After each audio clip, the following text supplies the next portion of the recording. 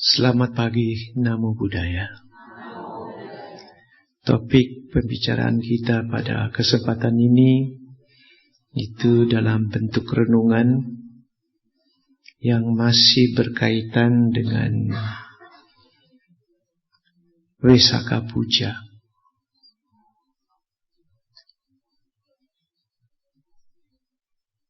Topiknya tentang mengapa Pangeran Siddhartha menjadi Buddha. Ini sebenarnya pertanyaan dari seorang umat di satu tempat, ya tentu itu di wihara. Dan saya dengar itu, saya tertarik karena saya sendiri terkejut. Biasanya itu tidak ditanyakan, kok tahu-tahu ada orang yang bertanya seperti itu. Karena yang ditanyakan mengapa. Mengapa itu berarti proses yang dipersoalkan. Nah itulah. Saya berpikir memang itu perlu kita bicarakan dan kita renungkan. Sebab Buddha Dharma itu memang berkaitan dengan mengapa itu. Bukan dalam artian percaya saja terima, tapi mengapa. Sebab banyak orang kalau cuma mendengar saja dan terima, tidak mau juga. Anak gadis pun walaupun yang menyebutkan dia cinta padanya itu orang yang dia sukai, tapi dia juga akan bertanya, kenapa kamu suka saya? Jadi proses. Nah, kita tahu dalam merayakan perayaan Wesak, dan ingat ya, kata Wesak itu nama bulan, yaitu bulan Wesak, yang biasanya jatuh di sekitar bulan Mei, Juni atau April Mei. Nah, perayaan Wesak itu dilakukan tepat bulan purnama sempurna. Momen itulah. Sebab hubungannya dengan Pangeran Siddhartha kita semua sudah hafal. Beliau lahir pada jam, tanggal demikian pada bulan itu, walaupun tahunnya berbeda. Beliau juga menjadi Buddha pada waktu yang bersamaan kecuali tahunnya, dan meninggal pada ulang tahunnya yang ke-80. Sebab itulah 3 hal yang berkaitan dengan Pangeran Siddhartha dan Sang Buddha inilah yang kita peringati. Tapi tentu memperingati bukan berpesta pora dan syukur. Umat Buddha pada waktu itu melakukan pesta dhamma, bukan pesta fisik. Kalau di sistem lain mereka sangat bersukaria berpesta pora, di agama Buddha kalau perlu hari itu malah atasila. Malam tidak makan. Karena makannya cuma dibatasi sampai tepat matahari di puncak-puncaknya atau pas di atas tepat. Nah itulah beda pendekatan. Malah kita gunakan kalau perlu pesta pora di waktu sore atau malam itu kita danakan kepada orang yang belum makan. Karena mereka nggak bisa cari makan. Tidak mampu. Nah, kalau Pangeran Siddhartha lahir, ya sudahlah. Lahir itu biasa saja dengan cerita panjang lebar, tapi nanti belakangan. Sebab Pangeran Siddhartha lahir, dia sendiri pun karena sebagai bayi tidak tahu kalau dia itu akan jadi Buddha. Nah, yang mulai menarik dalam perjuangan seorang manusia yaitu ketika Pangeran Siddhartha meninggalkan keluarganya, istana, dan kenikmatan duniawi. Dia menjadi pertapa. Nah, itu yang mulai kita perhitungkan. Orang lain berusaha mencari supaya dapat banyak, menikmati hidup secara material. Ada kok orang yang begitu, malah dia meninggalkan. Nah, itulah sesuatu yang menarik. Kenapa dia begitu? Kalau kita ikuti riwayatnya, beliau bukan mau jadi Buddha, bukan. Dia tidak tahu kalau dia akan jadi Buddha. Dia hanya mencari cara bagaimana supaya usia tua, sakit, dan mati itu bisa diatasi. Sebab waktu dia keluar istana, dia melihat 3 hal itu. Kalau dipikir-pikir juga terlalu konyol Pangeran Siddhartha itu.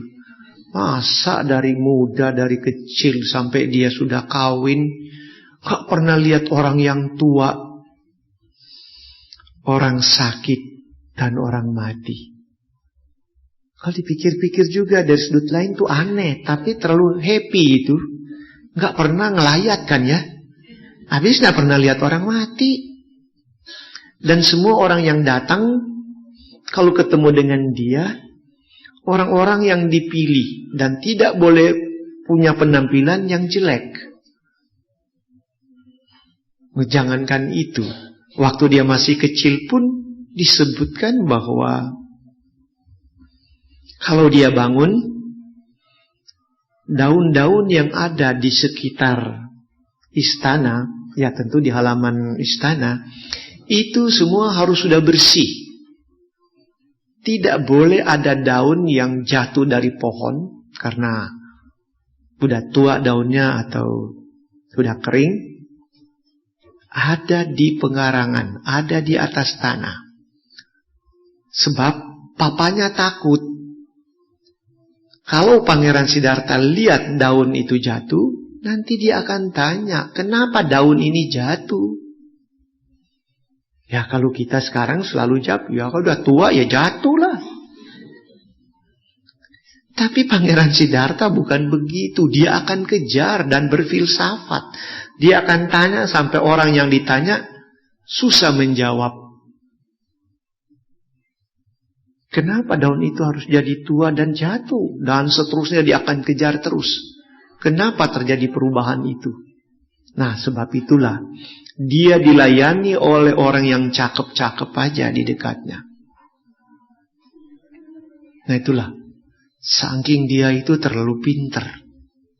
Dan memang dia sudah diramalkan sebab papanya itu sudah khawatir kalau nanti dia meninggalkan kerajaan dan tidak jadi raja. Padahal papanya mau anaknya yang menggantikan dia. Itulah, dia dijaga begitu hebat. Ya namun dengan alasan kuat untuk mengetahui kerajaan, dia keluar dari istana. Disitulah dia lihat orang tua, sakit, dan mayat. Dan dia juga lihat pertapa. Jadi, apa yang ada di pikiran Pangeran Siddhartha waktu itu cuma mau mencari cara untuk mengatasi supaya tidak tua-tua, tidak sakit, sehat terus, dan tidak mati-mati. Itu yang dia cari. Jadi dengan kata lain, betul kita bisa membela diri mengatakan bahwa Pangeran Siddhartha meninggalkan istana, meninggalkan istri dan anak yang baru lahir karena dia mau menjadi Buddha. Iya, sekarang kalau kita tinggal baca di buku, ya iyalah. Sebab itu ada kalanya saya suka kritik. betapa bahagianya seorang istri yang berhayal suaminya mau jadi presiden atau jadi raja, pas anak pertamanya lahir, gak datang ngomong apa-apa, tapi sudah menghilang. Tentu istri yang begitu happy banget ya. Gak ngomong apa-apa, tahu-tahu pergi. Atau dia akan balik, dasar suami tak bertanggung jawab. Dan kata-kata inilah yang saya sudah katakan dulu bagi mereka yang pernah dengar. Biarlah ini yang kedua kali atau ketati yampi barangkali. Ada orang bukan Buddhis yang mengerti umat Buddha, terutama ibu-ibu. Mengapa kok ibu-ibu mau mengikuti ajaran Sang Buddha? Jadi ibu yang Buddhis ini dibilang begitu oleh orang yang bukan Buddhis. Bingung juga kenapa? Kan Sang Buddha itu waktu istri melahirkan anak pertama gak ngomong apa-apa pergi. Suami model apa yang begitu? Kok diikuti? Jadi ibu-ibu juga gak masuk akal ikut ajaran yang begini. Karena maksud dia ya pindah ke agamanya dia, begitu maunya. Nah, pas ibu dua itu memang mau menjemput saya di satu kota tertentu lah. Jadi dari pesawat saya turun, dari jauh saya sudah lihat mereka lagi berbicara. Begitu saya sampai, langsung ditodong dengan pertanyaan itu. Ini baru saya ngomong, waduh, karena dia kenal saya, jadi dia bangga. Rupanya baru diskusi-diskusi dengan temennya untuk gebukin umat Buddha barangkali. Jadi dia tembak. Begitu saya sampai langsung ditembak aja dengan pertanyaan. Bagaimana saudara? Benar kan? Sang Buddha itu pas anaknya lahir, dia pergi. Dia tinggalkan istri dan anaknya begitu saja. Ya dia tanya saya, ya saya bilang iyalah. Saya bilang iya. Nah itu kan kelakuan seorang suami yang tak bertanggung jawab. Saya bilang ya iyalah. Memang benar-benar. Loh, kenapa saudara bilang juga benar? Ya memang begitu. Masa saya mau bilang tidak? Memang begitu. Jadi maksud saudara di mana? Ya memang waktu itu Pangeran Siddhartha masih bego. Samalah bilang begitu. Loh, kan itu yang jadi Buddha, kok bego? Ya memang dia bego. Kenapa? Dia waktu itu bukan Buddha. Dan saudara juga harus tahu. Memang saya dengar itu langsung berpikir cepat. Waduh, dia mau ngerjain rupanya. Jadi langsung saya bilang dia bego. Bukan bego lagi saya bilang. Memang dia bego dan agak brengsek. Jadi dia itu surprise. Loh, kok saudara bilang begitu? Ya iya, waktu itu dia Pangeran Siddhartha. Dia bukan Buddha. Dan saya bukan pengikut Pangeran Siddhartha. Saya pengikut Buddha. Yang bego saya tidak ikuti. Saya ikuti yang sudah hebat, yaitu Sang Buddha. Karena dia waktu itu kan masih bodhisattva. Bodhisattva itu calon Buddha, belum Buddha. Jadi kalau dia berbuat salah, cenglilah. Dia salah. Jadi dia lihat saya melongo aja.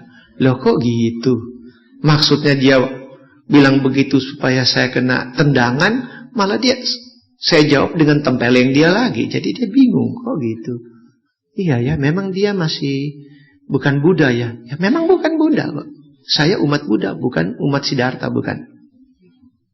Nah jadi kadang-kadang memang logika kita harus sergap dengan logika juga. Karena kalau tidak begitu, malah kita membela diri, babak belur nanti.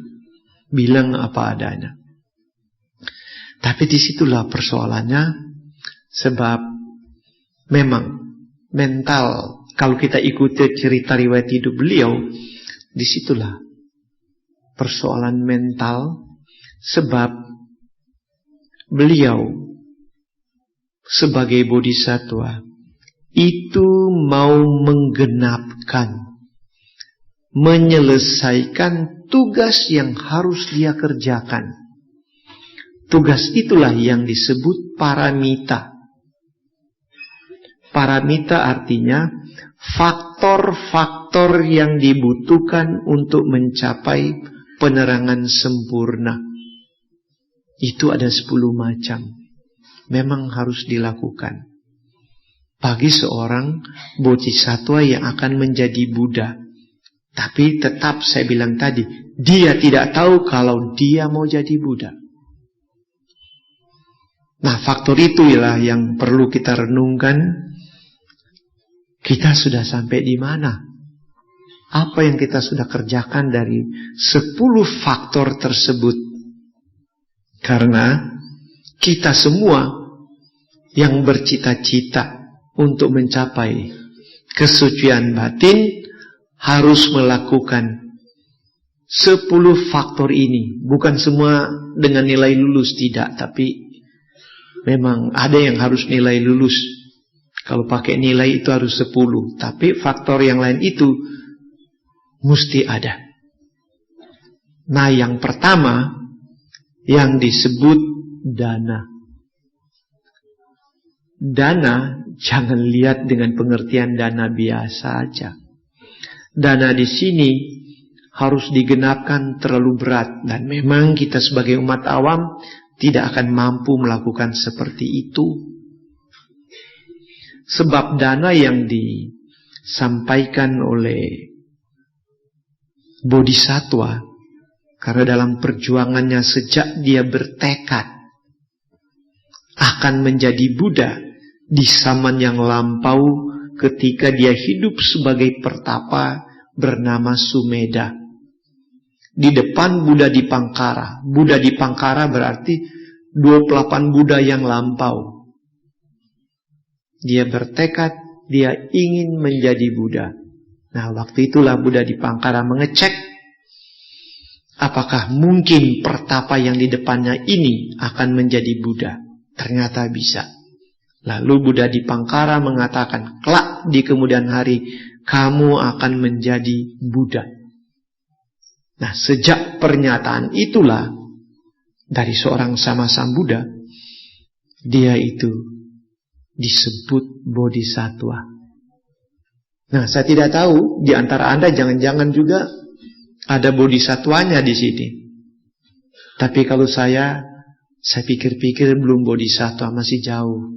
Sebab saya masih semi margasatwa. Belum bodhisattva. Masih margasatwa. Ya, margasatwa kan bilang binatang, tapi kan bilang semi, saya bilang saya binatang, bukan. Nah, untuk itulah seorang bodhisattva harus menggenapkan 10 paramita, termasuk yang mulai tadi dana.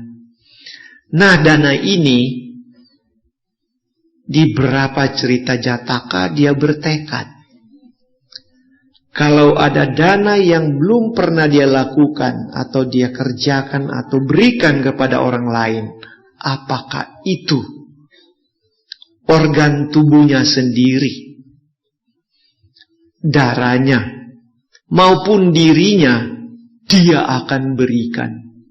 Oh, kalau kita nggak nyampe berpikir begitu. Dan memang kalau dipikir-pikir, yang terakhir dia hidup sebagai Pangeran Wesantara sebelum dia lahir di alam Tusita dan terlahir menjadi Pangeran Siddhartha. Pernyataan itu pun dia ulangi di masa itu. Dan apa yang dia berikan, saya sendiri pikir-pikir sulit saya kerjakan. Karena dia tekad begitu, ceritanya panjang, tapi saya bikin pendek. Karena dia memberikan gajah yang dibilang gajah pembawa berkah di kerajaannya kepada negara lain, masyarakat ngamuk. Akibat masyarakat ngamuk, marah, akhirnya dia pergi ke hutan menjadi pertapa. Tapi dalam perjalanan, waktu itu dia sebagai Pangeran Wesantara, ya sudah punya istri, punya 2 orang anak. Walaupun nanti kalau kita sudah dapat kesimpulannya, tapi saya potong cepat. Istrinya waktu dia menjadi Pangeran Wesantara, itu adalah yang lahir kemudian menjadi Yasodhara. Istrinya juga sebagai Pangeran Siddhartha. Dua anaknya, yang laki-laki, itu yang kelak menjadi Rahula. Dan yang satu menjadi anak orang lain. Namanya Damadina. Tapi masih saudara juga dari Rahula itu. Nah, apa yang jadi? Begitu dia lagi dalam perjalanan ke hutan untuk jadi pertapa, ada Brahmana pelit, tidak mau cari pembantu dan bayar. Dia minta kepada Pangeran Wesantara, dua anaknya, untuk menjadi pembantunya. Ya, jadi pembantu rumah tangga lah. Pangeran Wesantara kasih. Ya istri yang ngamuk, nangis dong. Kok anak diberikan ke orang lain? Kalau sudah sampai situ, saya tidak tahu bapak-bapak dan ibu-ibu, relakah Anda memberikan anak kepada orang lain? Kalau saya enggak. Terus terang aja. Tapi kalau ibu dan bapak mampu, ya silakan aja. Saya nggak bisa larang. Habis pengikut Sang Buddha kan? Pengikut Pangeran Siddhartha ya. Nah begitu juga setelah Pangeran Siddhartha, ya bukan Pangeran Siddhartha, Wesantara sampai di hutan, sudah jadi pertapa, tinggal sepi, berduaan aja. Tahu-tahu ada kakek tua datang, ngomong-ngomong dengan Pangeran Wesantara sebagai pertapa. Dia tanya, Pangeran kan pernah berjanji, kalau ada orang minta apapun sama pangeran, kalau perlu diri pangeran pun pangeran kasih. Begitu ya? Ya benar. Apa pangeran akan lakukan semua? Apapun yang orang minta, saya akan berikan. Si kakek tua langsung minta. Apa yang dia minta? Istri kamu cantik, aku suka. Jadi saya minta istri kamu. Langsung dia pegang tangan istrinya, dia kasih ke kakek tua. Ya tentu saja, ada istri mana mau itu difungsen begitu. Kacau banget. Dia kasih. Ya tentu saja si istri menangis. Tidak mau berpisah. Tapi sudah diserahkan. Cuma si kakek tua begitu terima, dia juga terkejut karena benar juga orang ini. Apa yang dia bilang dia lakukan.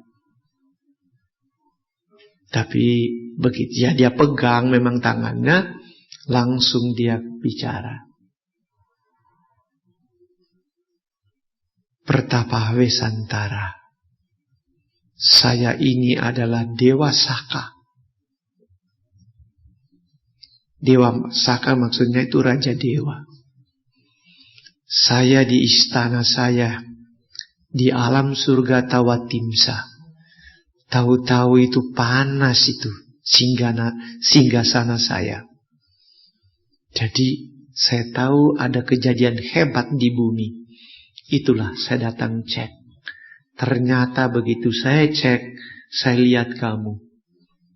Begitu saya lacak, wah, ternyata pernyataan kamu terlalu hebat dan luar biasa.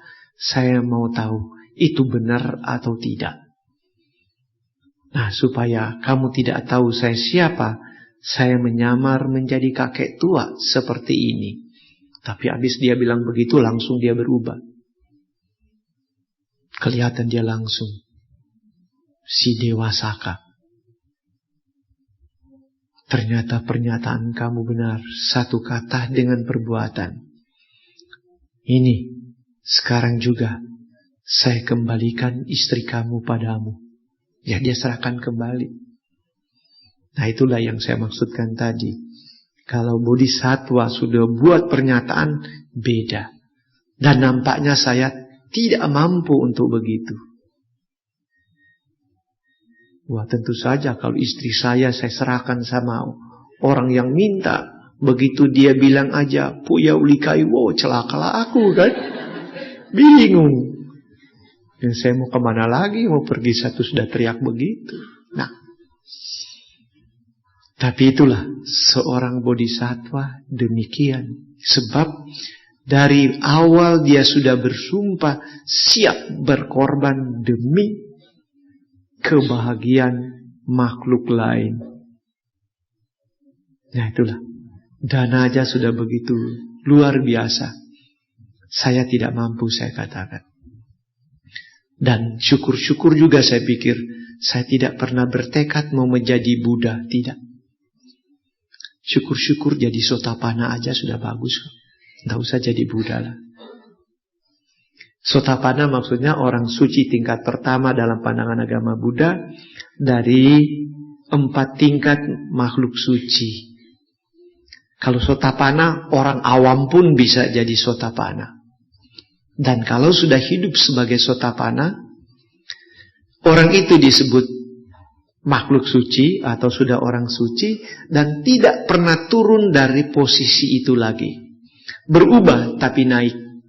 Menjadi nanti Sakadagami yang kedua atau Anagami dan akhirnya jadi Arahat. Jadi saya tidak usah jauh-jauh lah, jadi Sotapanna aja. Mudah-mudahan. Tapi kok bego-bego terus begini, itu yang bisa puyeng juga. Saya bukan suci, tapi cuma mencuci aja ya. Nyuci pakaian maksudnya. Nah itu dana yang kita lakukan. Yang kedua, kita melaksanakan moral.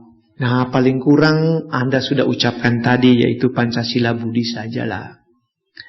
Yang ketiga, nah ini yang mulai berat, yaitu meninggalkan atau mulai belajar meninggalkan pemuasan indera-indera kita. Keinginan-keinginan duniawi kita mulai rem.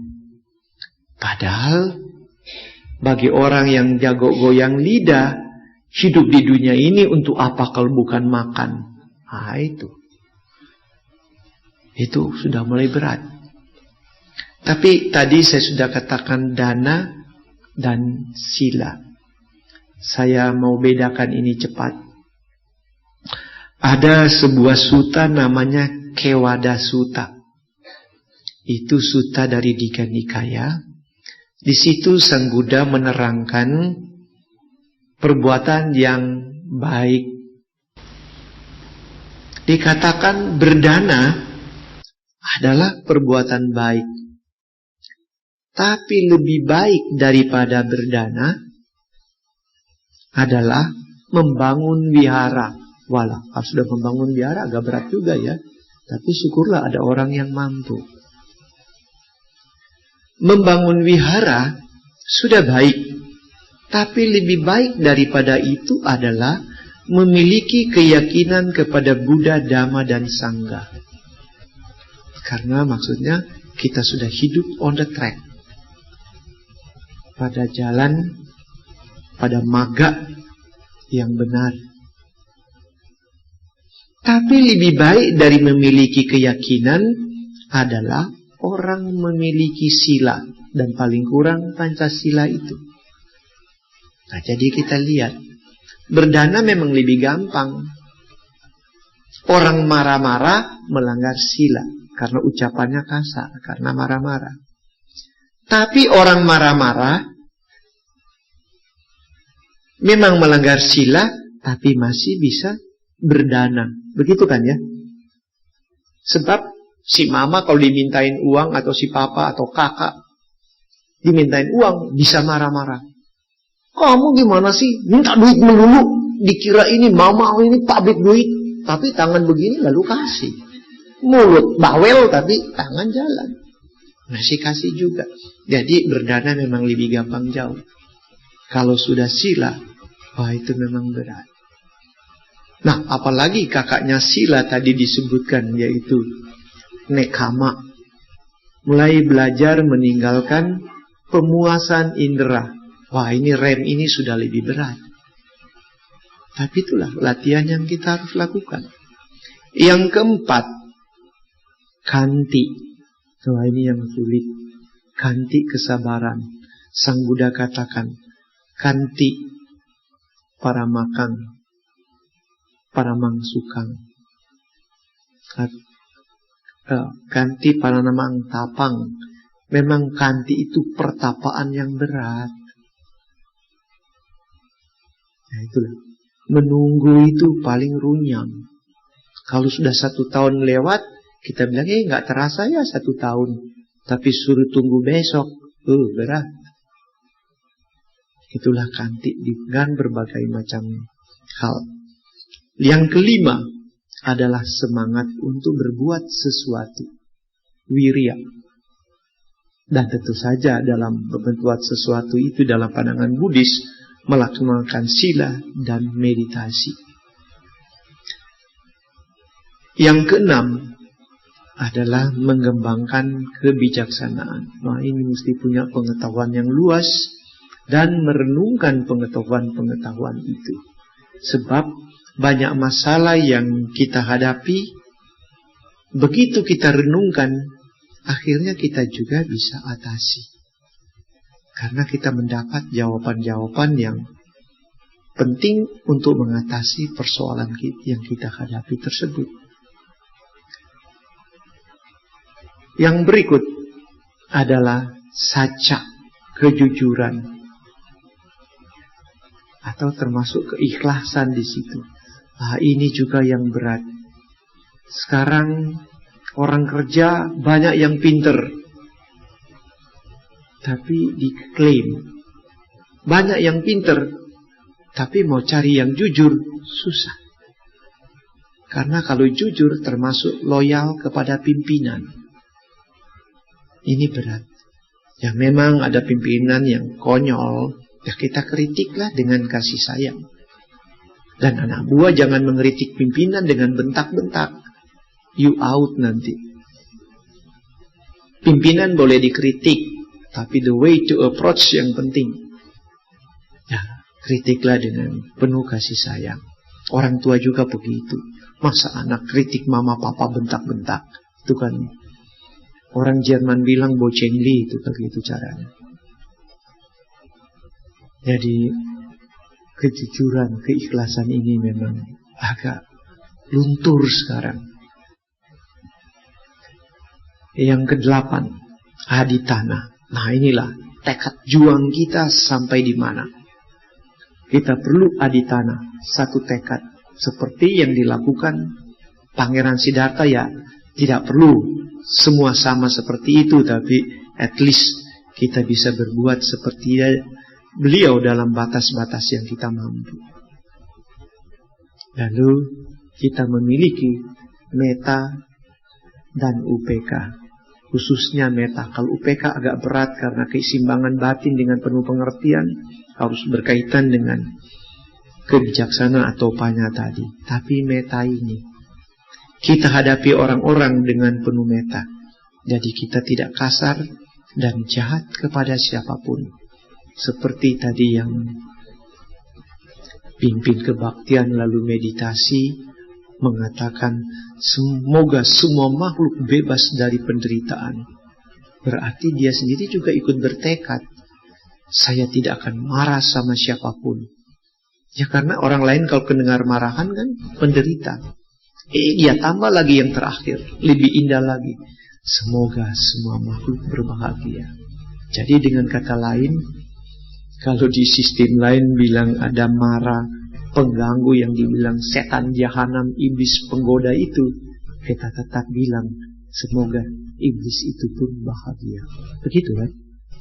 Karena logikanya demikian. Dan itulah memang ajaran Buddha Dhamma. Nah itulah Pangeran Siddhartha. Dia melaksanakan, menyempurnakan ke-10 paramita itu. Dengan perkembangan paramitanya itu, detik-detik sebelum dia menjadi Buddha, apa yang dia lakukan? Dia bermeditasi. Meditasi apa? yaitu meditasi Vipassana Bhavana yang didasarkan pada meditasi Samatha Bhavana. Awas, ini sudah agak berat saya bicara bagi mereka yang tidak biasa dengan meditasi. Didasarkan pada meditasi waktu dia berumur 10 tahun di bawah pohon jambu, ketika papanya lagi memimpin upacara pertanian waktu itu, yaitu mulai menanam, yaitu dibilang upacara membajak. Dia meditasi di bawah pohon jambu, tanpa ada yang ajar dia bisa mencapai meditasi jana pertama. Pikiran betul-betul terpusat. Dan kalau orang mencapai tingkat itu saja, lupa waktu. Apapun yang terjadi di sekeliling, dia tidak pedulikan lagi, karena pikirannya betul-betul terpusat pada objek meditasinya. Dan objek yang dia gunakan waktu itu pernapasan. Nah, dengan mengingat meditasi itu, walaupun dia sudah jago meditasi Samatha Bhavana yang lain, karena di zaman itu banyak pertapa yang jago-jago juga, tapi dia gunakan meditasi yang dia lakukan waktu dia masih kecil tersebut. Itu yang dia gunakan sebagai dasar dari Satipatthana. Nah, Satipatthana itu merupakan basic dari Vipassana. Ya, ceritanya panjang kalau saya mau cerita meditasi. Tapi yang menarik, menjelang beliau menjadi Buddha, perjalanan batinnya itu, kemampuan batin melihat kehidupan-kehidupan yang lampau, yang dibilang Iwasanusatinyana. Pube artinya pube sama dia bilang purba, jadi yang lampau. Jadi kemelampau itu yang dia lihat. Sudah berapa banyak kehidupan yang dia lalui di alam semesta ini. Dia lacak. Dan yang berikut yang dia miliki juga, kemampuan batin melihat kehidupan-kehidupan yang akan datang. Cutu papatananya anak. Jadi kemampuan batin, kalau orang mati, dia mau jadi apa? Lahir jadi apa lagi? Itu dia lacak. Dia lihat bagaimana manusia dari kehidupan yang lampau dan yang akan datang. Begitu terus-terusan. Dan apa penyebabnya? Nah, disitulah dia mengerti. Penyebabnya ternyata keinginan kita. Biang kerok permasalahan kita hidup di dunia ini banyak muncul gara-gara keinginan kita, angan-angan kita, impian kita terlalu banyak ragam. Kita ingin suami kita begini, kita ingin istri kita begini, kita ingin anak kita begini, kita ingin mama papa kita begini, kita ingin begini. Terlalu banyak. Gara-gara itu, keinginan itu muncul dalam bentuk aditana, memotivasi kita untuk memenuhi itu. Maka kemelekatan kita tambah lama tambah kuat. Nah, sama saja kan. Anak muda dia hidup biasa-biasa. Menjelang dia mulai dewasa, mulai punya keinginan yang lain. Keinginannya punya pasangan, punya pacar. Pacar aja gak cukup. Mau lebih daripada itu. Ya kawini. Sudah kawin, diledekin orang. Kok goblok kamu kawin kok begini-begini terus. Apa? Apalagi si mama dan si papa sudah bilang, mana cucu gua? Rajin dong. Dulu dibilang gak boleh gini gitu. Sekarang begitu kawin disuruh rajin. Rajin ngapain tuh? Ya, orang tua juga lucu-lucu kan. Akhirnya punya anak. Dan seterusnya. Gak pernah berhenti. Nah, disitulah mata rantai yang tak pernah habis-habis itu yang disebut paticca samuppada. Itu harus diputuskan. Karena adanya keinginan, muncul kemelekatan. Karena ada kemelekatan, mau itu direalisasikan. Dan setelah direalisasikan, dinikmati atau dibuktikan. Tapi akhirnya, jadi tua, atau sakit dan mati. Itu gak bisa habis. Itulah.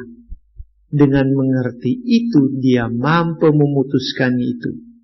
Begitu dia putuskan itu, saat itulah dia menjadi Buddha dan jadi atau arahat sama saja waktu itu. Dan kemampuan batinnya berkembang begitu dahsyat tanpa batas semua. Nah, begitu dia jadi Buddha, akhirnya dia mengajarkan Dhamma selama 45 tahun. Lalu pada usia 80 tahun, karena dia jadi Buddha umur 35 tahun, beliau parinibbana. Nah, itulah yang kita rayakan juga kan, beliau meninggal. Tapi dasar itu Sang Buddha. Menjelang beliau meninggal pun pikirannya tidak berantakan, terarah semua. Jadi begitu Sang Buddha sudah terdiam secara fisik, biku-biku yang lain sudah menangis karena Sang Buddha meninggal. Mereka anggap sudah meninggal. Ada biku senior yang bicara, belum. Tathagata belum meninggal. Nah, di situ dia bercerita. Sekarang pikiran Tathagata sudah terpusat dan mencapai jana. Jana 1, jana 2, jana 3, dan seterusnya. Nah, panjang ceritanya. Jadi Sang Buddha meninggal pun dengan pikiran terarah, terpusat. Nah, kalau kita mati, nggak tahulah dalam kondisi apa kita mati. Kita tunggu tanggal mainnya aja pasti kok. Jangan malu-malu, pasti kita. Tinggal tunggu siapa lebih dulu, saya atau Anda. Kalau dilihat umur saya lebih dulu, tapi belum tentu kan ya. Jadi kita siap-siap saja. Nah, itulah hal-hal yang perlu kita renungkan. Apa yang kita bisa buat? Mencontoh, meneladani guru agung kita, supaya kita dapat bagian dalam damai yang dia telah babarkan. Saya tidak bisa memaksa Anda. Tugas saya sebagai Dharma Duta cuma membabarkan. Anda mau lakukan, hak Anda. Anda tidak lakukan, terlalu bodoh, tapi hak Anda juga. Jadi itulah yang saya harapkan dalam kita merenung hari Wesak. Kita bukan cuma lihat dari pesta damanya, tapi kita melaksanakan dhamma itu sendiri. Mudah-mudahan apa yang disampaikan tadi bermanfaat. Akhirnya selamat siang, Namo Buddhaya. Dan bagi ada yang mau bertanya, silakan saja. Pertanyaan pertama adalah, Namo Buddhaya Romo, saya mau bertanya, apakah arahat itu setingkat di bawah Buddha? Terima kasih. Nah, ini susah mau dijawab ya. Tapi tadi Anda mulai dengan pembukaan saja di wihara ini, baca nama Karagata, Arahang sama Sambuddho Bhagawa. Nah, arahat sama Sambuddha. Karena Sambuddha itu juga arahat. Nah, kalau begitu itu sama atau beda? Ya, pada prinsipnya begitu. Cuma memang ability dari para arahat tidak sehebat sama Sang Buddha. Kalau kemampuan sama Sang Buddha, semua tak terbatas. Sedangkan arahat tidak. Jadi kesuciannya sama, cuma kemampuan batinnya yang beda. Karena ada arahat yang tidak mempunyai kemampuan batin apa-apa. Ada arahat yang punya kemampuan batin cuma 3. Ada yang dibilang, yaitu namanya Tewija arahat. Lalu ada arahat lain punya kemampuan batin ada 6. Calabinya arahat. Jadi memang ada beda-beda. Tapi kesuciannya semua sama. Orang yang suci disebut arahat. Sebab itu disebut arahat sama Sang Buddha. Namo tassa bhagavato arahato sama Sang Buddha. Arahat juga disebut. Ya, lanjut aja. Namo Buddhaya Romo. Romo, saya ingin bertanya tentang budi pekerti. Saya ingin mengajarkan budi pekerti kepada anak saya yang sudah sekolah dasar atau SD. Menurut Romo, pada tingkat usia mereka, budi pekerti apa yang sudah boleh diajarkan? Dan bagaimana cara menyampaikan agar mereka mengerti? Terima kasih, Romo. Budi pekerti itu kan bahasa Sundanya behavior ya. That's right or no? I don't know. Nah begini, dari kecil sudah mesti diajar, yaitu bagaimana menghormati orang yang lebih tua. Sudah mesti diajar. Kan banyak budi pekerti bukan selalu mesti menghormati orang. Contoh saja kita baca parita, anak kita ajak dia ikut-ikutan. Kita namaskara dia ikut nungging kan. Ya gitulah, itu dia pokoknya kita perbiasakan dengan cara-cara yang baik. Lama-lama dia ikut baca parita juga setelah dia mulai lebih besar. Karena anak-anak itu biasanya meneladani aja, cuma ikut-ikutan. Jadi sudah mulai. Jadi termasuk Pancasila itu begitu mereka mulai mengerti, kita mulai ajarkan. Jangan dia keasikan lihat semut dia pencet satu-satu. Ya kan dia lagi merangkak-merangkak kan. Dia lihat ada yang pencet. Tapi begitu digigit dia jerit-jerit sendiri kan. Nah kita kasih tahu, ndak usah pencet-pencet itu. Kalau ada semut kamu pindah aja mainnya. Dan seterusnya dan seterusnya. Mulai kita ajar dari kecil. Ya Pancasila itu. Nah, tapi ada orang tua yang bingung. Memang pernah tanya saya juga, Romo, gimana mau mengajarkan itu sila ketiga kepada anak-anak? Apa yang kita mesti ngomong? Ya gaya anak-anak aja lah. Kalau anak perempuan kita bilang, kalau ada anak laki-laki pegang-pegang badan kamu begini-begini, jangan ya, jangan kasih. Itu gak bagus. Ya bilang begitu. Sudah mulai bilang sama anak-anak. Karena kita kan tahu, ya ini laki-laki memang banyak yang miring-miring. Anak umur 4 tahun pun diperkosa kan. Nah, tapi bukan cuma anak perempuan, anak laki-laki juga ada yang doyan begitu kok. Malah yang lalu tuh kita baca di koran atau di televisi, kalau cuma diperkosa, dibunuh juga. Nah itu yang repot. Siapa namanya? Pak D ya. Nah, padahal Pak D kan banyak orang yang nama Pak D juga kalau dipanggil begitu. Tapi kasus itu ada. Jadi dari kecil kita sudah mulai. Jadi bukan masalah batasan umur lagi. Pokoknya sudah bisa berkomunikasi, kita mulai arahkan dia. Perlihatkan perbuatan-perbuatan yang baik yang patut dia contohi. Tapi jangan anak kecil kita dari kecil ada kalanya papa konyol. Karena dia mau merokok, suruh anak kecil kita itu yang nyalain rokoknya dari dapur atau dari mana lah. Karena koreknya dia tidak bawa.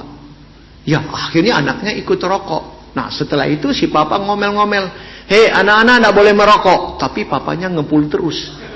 Itu kan namanya bocengli, itu begitu-begitu. Ya ingat, meneladani. Jadi teladan. Anak gak boleh marah-marah. Suruh anak gak boleh marah-marah. Kalau marah-marah jelek. Tapi mamanya bicara sama anak itu sembari bentak-bentak. Ini kan konyol. Jadi ya tadi kan sudah diuraikan. Satu kata dengan perbuatan. Ya itulah yang kita usahakan. Ada kejujuran pada diri sendiri. Jangan tunggu orang lain. Kita kasih contoh. Satu kata dengan perbuatan kita juga. Ya, baik. Lanjut. Pertanyaan berikutnya, Namo Buddhaya Romo, umat Buddhis mengenal adanya kelahiran atau kehidupan yang akan datang. Kalau umat agama lain, apa tidak akan ada kelahiran kembali? Terima kasih. Itu masalah doktrinal.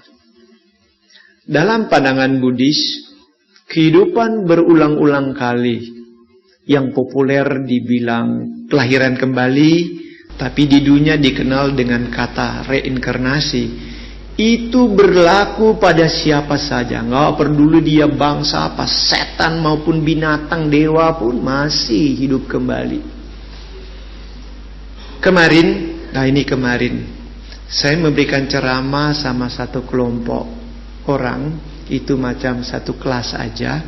Ada 15 orang peserta di satu hotel di Jakarta Selatan. Yang pesertanya kebanyakan orang Muslim. Tapi ternyata sebelum session saya, karena saya cuma diundang memberikan itu pembicaranya itu adalah orang Muslim juga. Dan panitia pelaksana atau yang melaksanakan itu orang Muslim. Mereka berbicara juga tentang kelahiran kembali. Walaupun detailnya memang mereka tahu di agama Buddha yang paling detail bicara tentang kelahiran kembali. Sebab itu saya diundang bicara sebagai narasumber dari agama yang bersangkutan. Judul pertemuan mereka itu adalah hidup bahagia dengan reinkarnasi. Padahal mereka bukan orang Buddhis.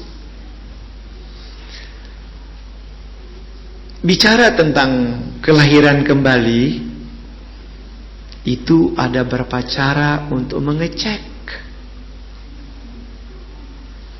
Yang pertama, bagi mereka yang punya kemampuan batin, ya entah itu mau disebut indigo atau apa, karena indigo bervariasi luar biasa banyak. Salah satu dari orang indigo yaitu bisa melihat diri sendiri atau orang lain dulu itu siapa. Ada yang bisa begitu. Ada juga yang indigo bisa menyembuhkan. Ada yang indigo bisa lihat kalau kita lagi jalan, siapa di samping kita atau siapa yang ikuti kita. Jadi macam-macam kemampuan batin yang dimiliki oleh orang-orang tertentu. Dan kemampuan batin itu bisa muncul pada usia tertentu, bukan selalu dari anak kecil. Banyak anak kecil mampu, tapi ada juga sudah dewasa baru itu muncul. Malah ada yang mempunyai kemampuan itu ketika dia selesai kecelakaan. Lucu juga. Begitu celaka malah punya kemampuan. Sama dengan orang. Ada yang mati dulu, yang dibilang mati, apa itu namanya? Mati suri, begitu bangun bisa menyembuhkan orang sakit, bisa melihat makhluk lain atau bisa bahasa yang lain-lain. Nah, pokoknya variabelnya banyak. Yang kedua, ada orang yang menggunakan medium untuk mengecek kehidupan yang lampau. Saya kira kalau ada yang suka baca buku-buku begitu, ada sebuah buku yang pakai medium dia mengecek kehidupan yang lampau. Buku itu judulnya Born Again. Saya nggak tahu siapa yang sudah baca buku itu. Pengarangnya pernah datang ke Indonesia, diundang dan diadakan diskusi tentang buku beliau. Dia orang Amerika. Yang menarik untuk orang Indonesia di buku itu adalah mantan Presiden Soekarno dan mantan Wakil Presiden Bung Hatta itu. Apa yang disebutkan di buku itu, menurut penelitian orang tersebut menggunakan medium, ternyata, ya menurut buku itu ya, Bung Karno dan Bung Hatta dulu, mereka itu papa dan anak. Waktu mereka hidup di Hawaii. Bukan di Indonesia, malah di Hawaii. Mereka sudah orang besar di sana memang. Nah, ternyata meninggal di sana, lahir kembali di Indonesia, si anak jadi presiden, si papa yang menjadi wakil presiden. Kok bisa jadi begitu? Tapi itu menurut medium yang bercerita dan itu dibukukan. Nah, jadi boleh pakai medium. Kalau orang Indonesia gampang cari medium, banyak lotang itu ya. Boleh tanyalah.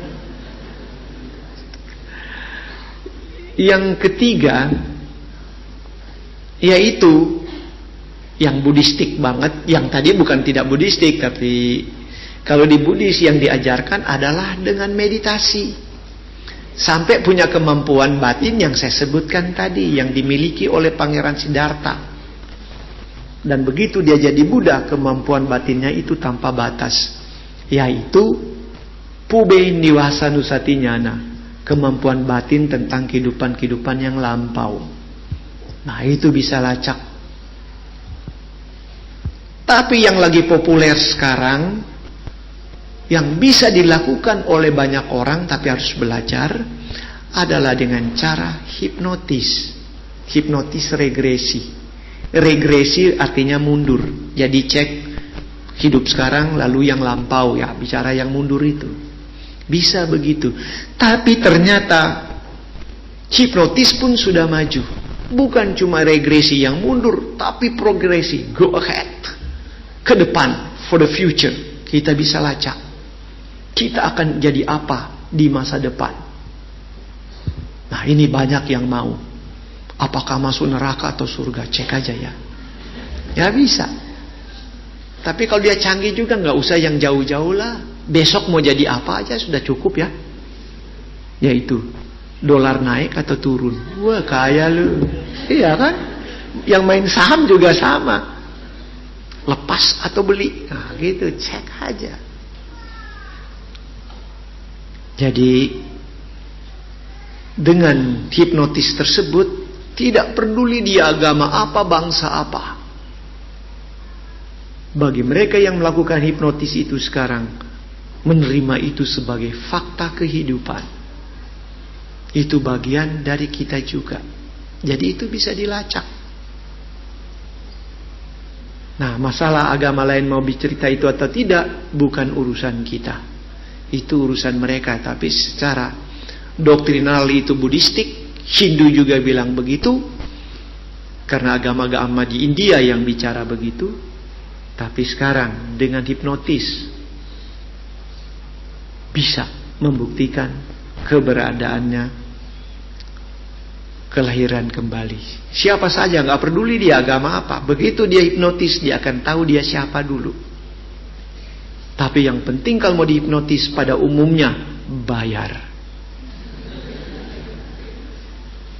Ya, terus terang aja, saya bukan marketingnya, tapi saya kenal ada berapa orang, cuma saya tidak akan sebut mereka itu siapa. Ada yang minta bayar sekitar ya 400 sampai 500 ribu satu session. Itu kira-kira 2 jam. Ya, tapi karena mau tahu yang lampau ya, itu perlu juga.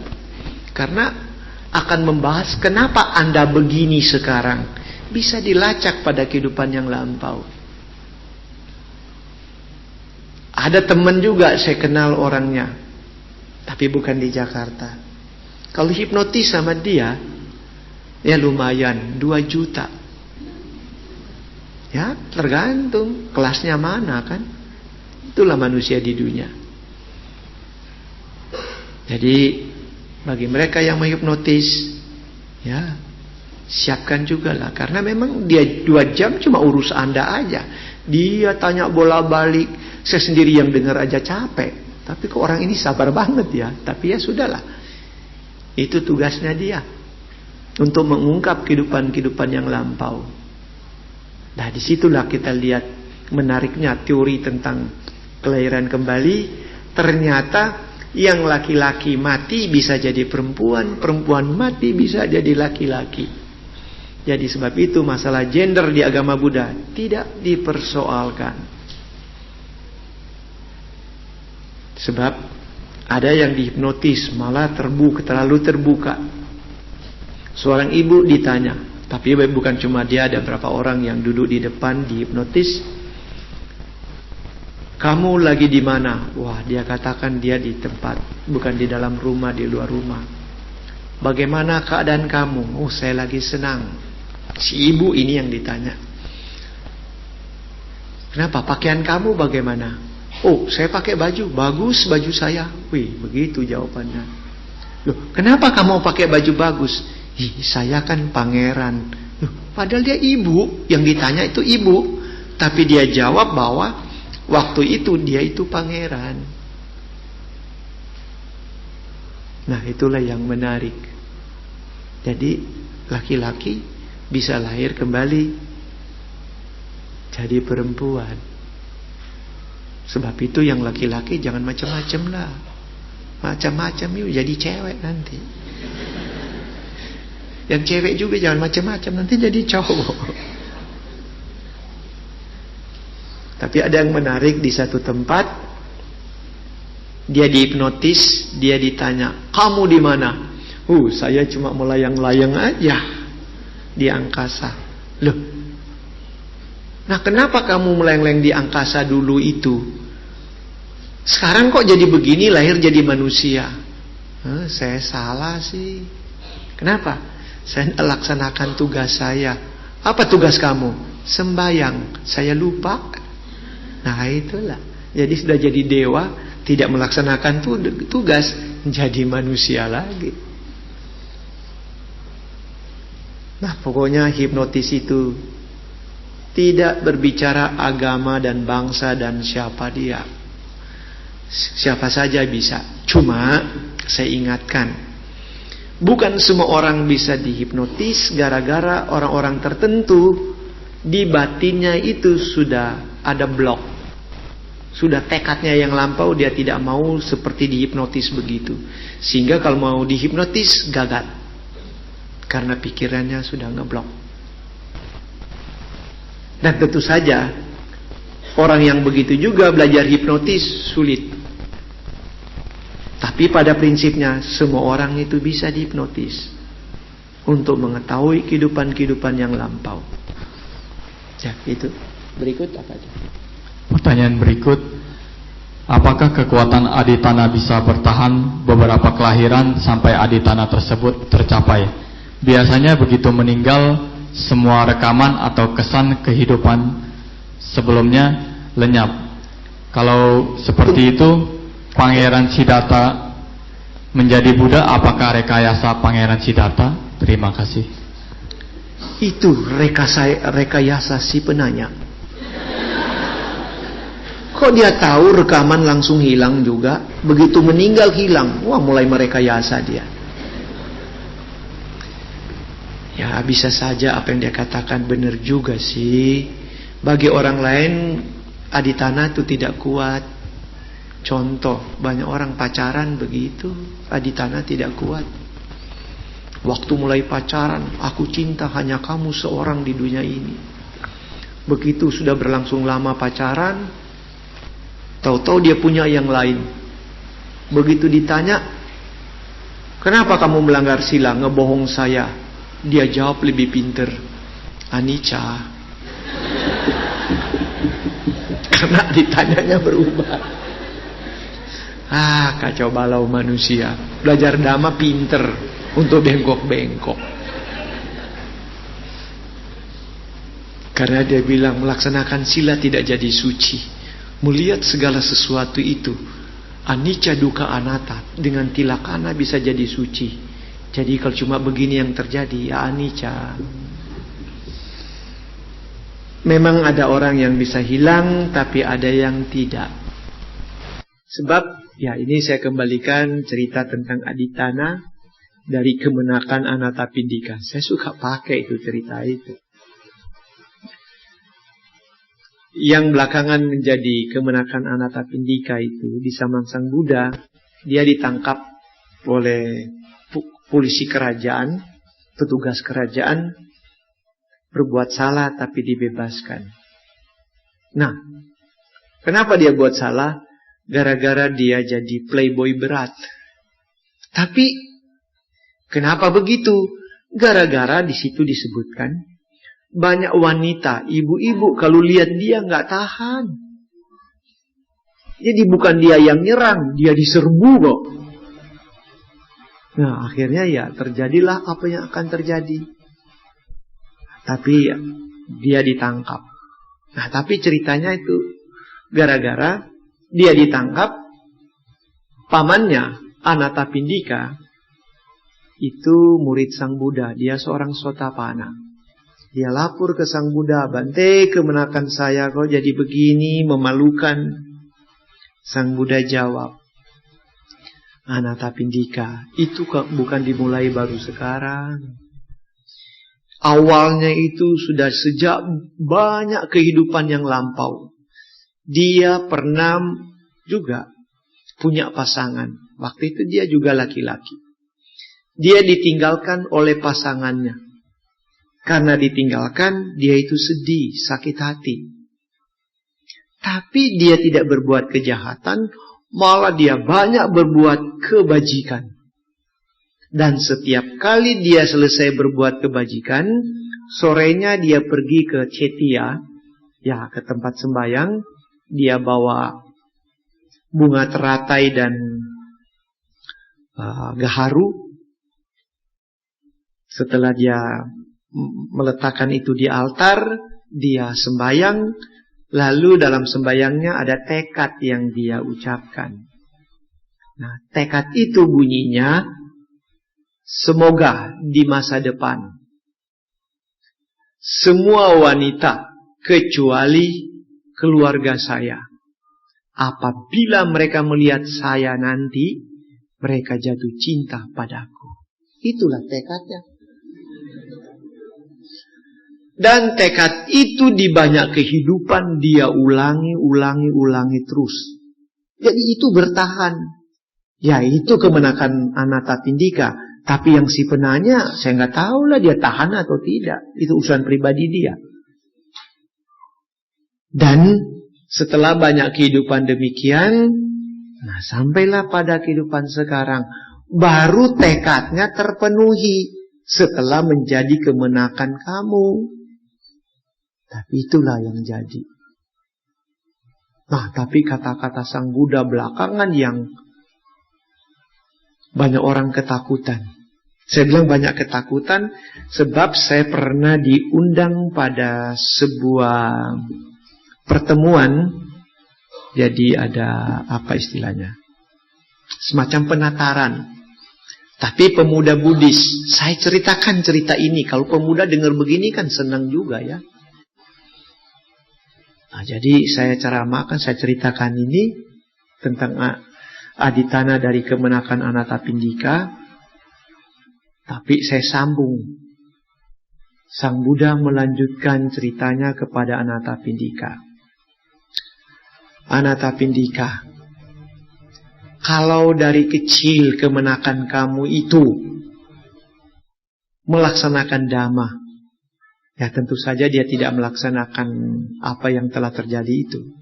Tidak melanggar sila itu. Pada kehidupan sekarang ini pun dia akan menjadi arahat. Berarti karmanya sudah canggih. Kalau dia sudah remaja, tanpa melanggar sila, lalu dia laksanakan dhamma dengan baik, dia akan menjadi seorang anagami. Ya, kalau dia remaja dan dewasa itu dimaksud saya. Kalau dia sudah tua, baru dia melaksanakan dhamma, tapi tanpa pernah melanggar sila, dia akan menjadi seorang Sotapana. Namun karena dia sudah melakukan ini, maka pintu kesucian bagi dia tertutup. Begitu saya ngomong sampai di situ, banyak pemuda yang ikut penataran jadi pucat dan menunduk. Saya langsung tahu jawabannya. What's happened? Saya sengaja cerita begitu, padahal saya punya cerita kedua lagi. Jadi itulah aditana. Tapi sebelum pertanyaan berikut saya tambahkan. Karena saya lihat banyak yang sudah pucat, sudah kaget, sudah ketakutan dia. Dan saya sudah tahu jawabannya, kenapa begitu. Tidak usah dibahas di sini kan. Saya ceritakan balik. Di zaman Sang Buddha, ada seorang wanita cantik. Untuk daerahnya, dia terlalu cantik. Jadi untuk kota Wesali, wanita ini waktu muda terlalu cantik. Pangeran dan pemuda-pemuda rebutan untuk mendapat hatinya. Begitulah, sampai ribut dan berkelahi gara-gara wanita itu. Namanya Ambapali. Dan memang orang-orang Wesali, sang budak klaim dari dulu, orang-orangnya saja yang umum, sudah bagaikan Dewata Watimsa saja mereka, karena ganteng-ganteng dan cantik-cantik. Nah, dibilang lagi Ambapali sangat cantik, jadi memang di atas rata-rata sudah dia itu.